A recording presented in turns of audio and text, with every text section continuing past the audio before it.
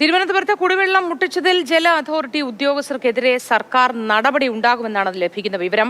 വീഴ്ച പരിശോധിച്ച KWAയുടെ റിപ്പോർട്ട് നാളെ സർക്കാരിന് നൽകും. 5 ജല അതോറിറ്റി ഉദ്യോഗസ്ഥർക്കെതിരെ നടപടിക്ക് സാധ്യത. കൂടുതൽ വിവരങ്ങളുമായി പ്രശാന്ത് കൃഷ്ണ ചേരുന്നുണ്ട്. പ്രശാന്ത്, ആഭ്യന്തര റിപ്പോർട്ടൊക്കെ നൽകിയിരുന്നു. വീഴ്ച ജീവനക്കാർക്ക് പറ്റിയിട്ടുണ്ട് എന്നത് സംബന്ധിച്ച് എന്ത് നടപടിയാവും ഇവർക്ക് ഉണ്ടാവുക? ഇവർ ആരൊക്കെയാണ്? വിശദാംശങ്ങൾ എന്തൊക്കെയാണ്?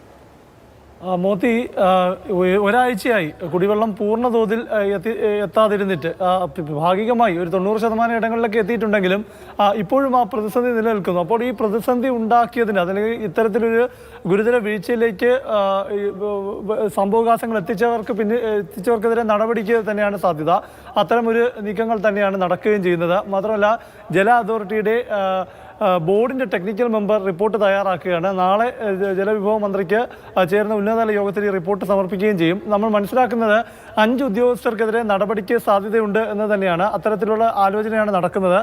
അതിൽ പ്രധാനമായും ഈ പൈപ്പ് ലൈനിൻ്റെ വർക്കിൻ്റെ ചുമതലയുണ്ടായിരുന്ന superintending engineer, southern region chief engineer, south executive engineer, PTP നഗറിലെ അസിസ്റ്റന്റ് എഞ്ചിനീയർ, കൂടാതെ കരമന AE എന്നിവർക്കെതിരെ നടപടിക്ക് സാധ്യതയുണ്ട് എന്നാണ് മനസ്സിലാക്കുന്നത്. പക്ഷേ ഒരു തീരുമാനത്തിലേക്ക് എത്തിയിട്ടുമില്ല.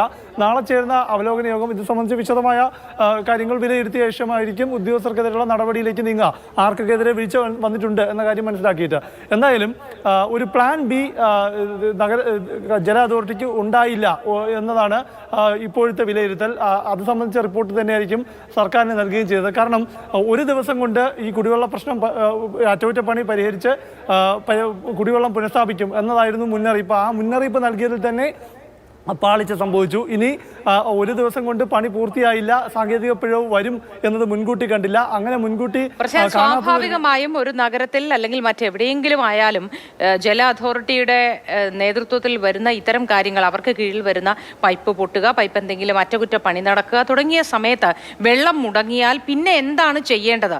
2 ദിവസമോ 3 ദിവസമോ എടുക്കുന്ന പണി 4 5 ദിവസമായി പോയാൽ എന്താണ് ചെയ്യേണ്ടത് തുടങ്ങിയ കാര്യങ്ങളെ പറ്റി ഈ പറഞ്ഞ ഒരു പ്ലാൻ B എല്ലാ കാലവും തയ്യാറായിരിക്കേണ്ടതല്ലേ?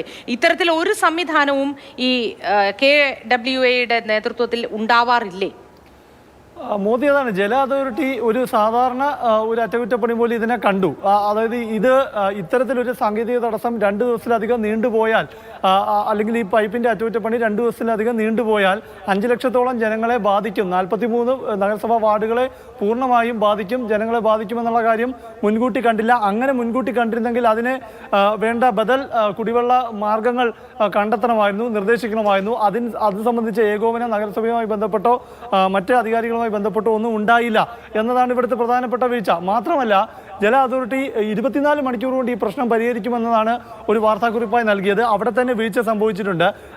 ഇത് കൂടാതെ ആ മുന്നറിയിപ്പിൽ ഏതാനും പ്രദേശങ്ങളിലെ ജലം മുടങ്ങും എന്ന മുന്നറിയിപ്പായിരുന്നു. പക്ഷേ ആ മുന്നറിയിപ്പ് നൽകിയ സ്ഥലങ്ങൾ കൂടാതെ ശാസ്തമംഗലം പോലുള്ള ചില സ്ഥലങ്ങളിലും ജലം മുടങ്ങുന്ന സാഹചര്യമുണ്ടായി.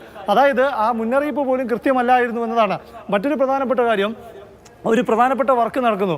ആ വർക്ക് നടക്കുന്നതിൽ ഈ എവിടെയാണോ പൈപ്പ് ലൈൻ വർക്ക് നടക്കേണ്ടത് അതിന് ഏറ്റവും അടുത്തുള്ള വാൽവ് ക്ലോസ് ചെയ്ത് ഈ പണി നടത്താമായിരുന്നു. അതിനുള്ള സാഹചര്യം ഉണ്ടായിരുന്നു എന്ന വിലയിരുത്തൽ മന്ത്രി വിളിച്ച കഴിഞ്ഞ 2 ദിവസം മുൻപുണ്ടായിരുന്ന യോഗത്തിലും ഉണ്ടായി. ജല അതോറിറ്റിയിലെ ഉന്നത വൃത്തങ്ങൾ വിശദീകരിക്കുന്നുണ്ട്. കാരണം തീർച്ചയായിട്ടും അത്തരത്തിൽ ഒരു മുൻകരുതൽ വേണ്ടിയിരുന്നു. പ്രശാന്ത് കൃഷ്ണ തുടക്കത്തിൽ സൂചിപ്പിച്ചതുപോലെ ഒരു പ്ലാൻ B അത് എല്ലാ കാര്യത്തിലും വേണം. അതിനെയാണല്ലോ നമ്മൾ ആസൂത്രിതമായ നീക്കം എന്നൊക്കെ പറയുന്നത്. ആ ഒരു ആസൂത്രണം ഇല്ലാതെ എങ്ങനെയാണ് ഭരണം മുന്നോട്ട് കൊണ്ടുപോകുക, സംവിധാനങ്ങൾ മുന്നോട്ട് കൊണ്ടുപോകുക?